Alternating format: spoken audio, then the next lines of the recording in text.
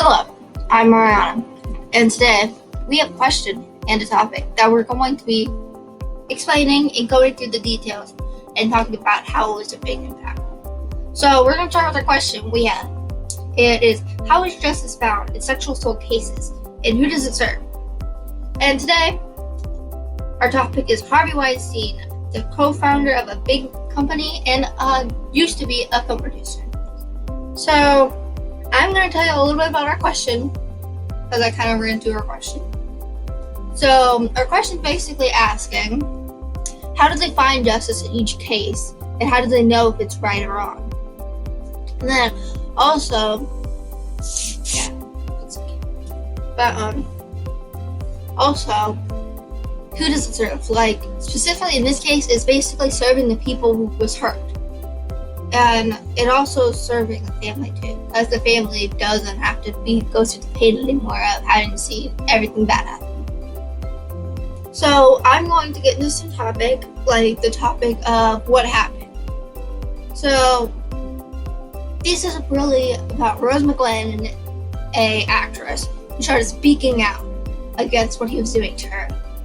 And, she really got a big impact, and she really started to kickstart the Me Too movement. And, that's drawing parachute right there. That's like leading the charge right there. And, she was invited to an event to speak. And yeah, it looks like I'm doing that really funnily because it wasn't a real event. Nor was she really speaking. Because Harvey Weinstein hired Black Cube, a organization with very bad people in it, who were hired to assassinate her. And it didn't happen. It didn't happen. And, it was awful. But it was big. That also got government agents to look around and see what was happening, what Harvey was doing. And then in 2015, a Italian model recorded Harvey Weinstein saying he did sexually assault her. But then Harvey Weinstein drew up papers that said, you're going to delete all this. You're going to forget it ever happened. And she did sign it, but it was all unethical. That was awful. The next thing is what it really said on the tape. I'm telling you right now. What do we have to do here? Nothing. I'm going to take a shower. You sit there and have a drink. Water. I don't drink. Can I stay on the bar? No, you must come here now. No. Please. No, I don't want to. I'm not doing anything with you. I'm very embarrassing. I'm sorry. I No, cannot. come in. No, yesterday was kind of aggressive for me. I need to know a person to I be won't touched. do a thing. I don't. Do a thing, please. I swear I won't. Just sit with me. Don't embarrass me in the hotel. I'm here all the time. I Sit know, with me. but I don't promise. want to. Please sit there. Please. 1 minute. No, I ask I can't. you. Go to the bathroom. Please, I don't want to do something I don't want Go to. to the bathroom. Come here. Listen to me. I want to go downstairs. I'm not going to do anything. You'll never see me again after this. Okay? That's it. If you embarrass me in this hotel. I'm not embarrassing you. It's just that I don't feel comfortable. I mean, don't have a fight with me on the It's not phone. nice. Please. I'm not going to do anything. I swear, my children. Please come in. On everything. I'm a famous guy. I'm feeling very uncomfortable right Please now. come in now. And 1 minute. And if you want to leave, when the guy comes with my Why jacket, you can yesterday go. you touched my breast? Oh, please, I'm sorry. Just come on. I'm used to that. Come on. Are you used to that? Yes, come in. No, but I'm not used to I that. won't do it again. Come on. Sit here. Sit here for a minute, please. No, I don't want If to. you do this now, you'll embarrass me. No. They will call me again. Okay? I'm sorry. I promise you I won't do anything. I know, but yesterday was too The much guy's for me. coming. I will never do another thing to you. 5 minutes. Don't ruin your friendship with me for 5 minutes. I know, but it's kind of like, it's too much for me. I can't. Please, you're making a big scene here. No, Please. but I want to leave. Okay, fine. Thank you. Just like, dang, that's awful.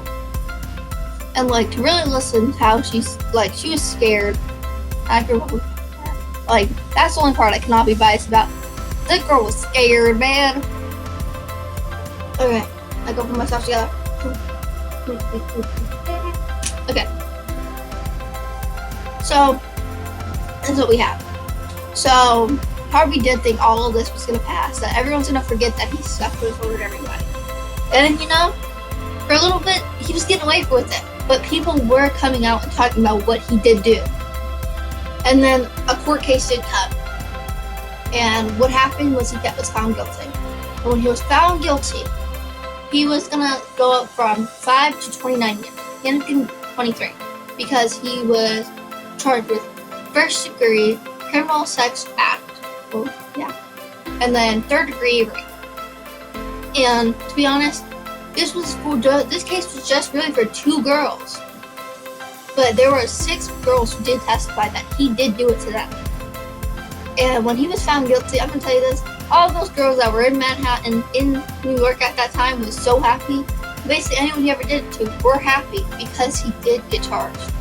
And 23 years is a pretty hefty time. That's pretty long, man. Like, for me, that's half my life right there, gone. And then, that's awesome.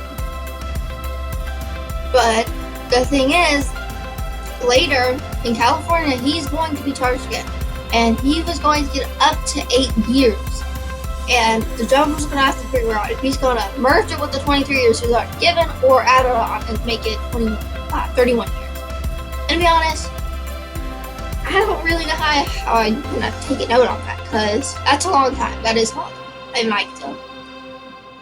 So that's all on the judge. The judge will determine if he want to give all the time at once or just say, oh, you add on 8 more years. No, up to the judge. I'm going to tell you now that the model, the Italian model, was super happy that, he was convicted. Like, she had pure joy the day he was convicted in Manhattan. And, I know New York Times had a person in there who saw Harvey Weinstein and his whole team. So that he was totally, Harvey would talk. He just said he was confused. That's all he said he was. And that it wasn't over. And even his lawyer said, this isn't over. He is innocent and all the stuff. And they even tried to plead that they should go a little easier since he is old and he has had bad health condition. And they shouldn't. They can keep the time on there, man. Just send him to a hospital type of one. How do you explain? A one with a hospital care for him.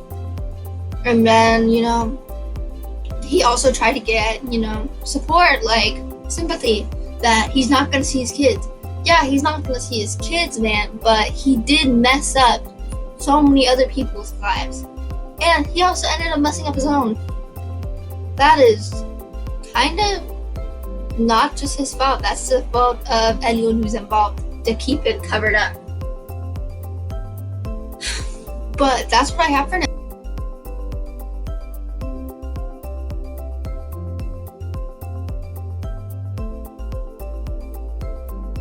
I have one more thing I want to talk about, because I have this question I have to really talk about. It's how I actually feel about the story and what my heart told me. So, I was just going to leave this out and say, forget it, I don't really need to talk about it. But I do. Because guess what? It was bad. I feel like it was awful. If so that happened to me, I'd want justice, man. I want to be over, gone, and dealt with. Because guess what? That's awful. And then for someone to tell me that I have to sign away my rights to the evidence that he did do it, I would be a little mad. And not the mad that you get from a 5-year-old. But mad you get from a grown person. And the moral, the ending of the story, to really know, to answer the question is how is it just, what is the justice of the case and who it really served. So the justice I was given is that he's not going to do it to anyone else unless he gets out and does it again, and I'm really pretty sure he won't do it again now.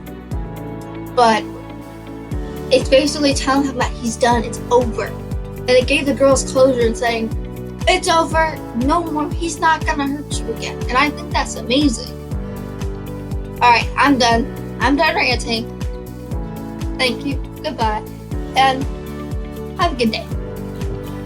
And finally, my end piece, all the people who he has her are in this last image.